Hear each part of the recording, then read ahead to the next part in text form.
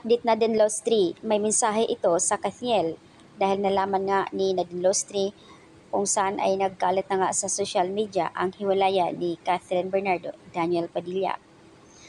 Maging ang award-winning actress na si Nadine Lostri ang nahingian ng komento ukol sa recent breakup ni Catherine and Daniel. Sa kanyang eksklusibong panayam nga, kumakailan lang December 1 at nausisa nga si Nadine Lostri kung ano ang magiging reaksyon niya sa paghiwalay ng dalawa.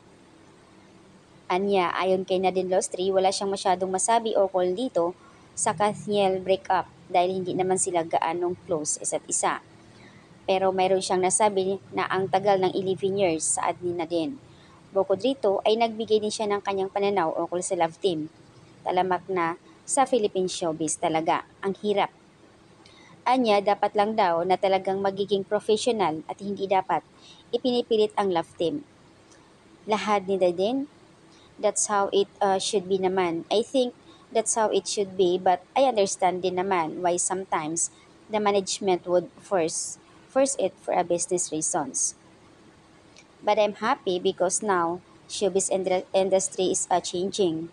It's not the same as before sa pag-love team.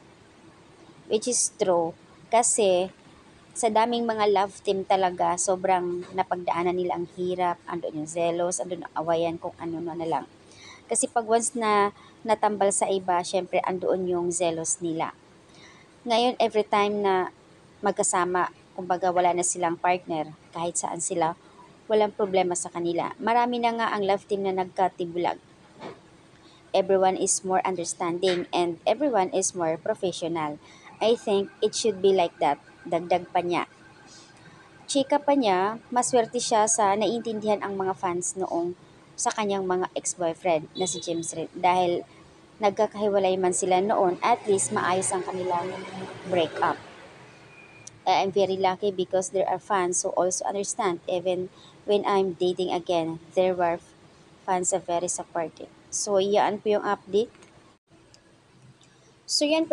Ang kagandahan naman sa mga Jaden fans. Although nung umpisa, medyo hindi nila matanggap at may mga Jaden fans na talagang umaapila. Dahil syempre ayaw nila magkahiwalay. At the end of the day, ayon nga sa iba, tanggap na rin nila kasi nga wala sila magagawa. May kanya-kanya na silang partner sa buhay. Ika nga sabi ni Nadine Lostri na sobrang thankful siya sa mga Jaden fans hanggang ngayon, lalo na sa kanyang mga Nadinatics dahil all the way support sila sa kanyang boyfriend ngayon na si Cristo.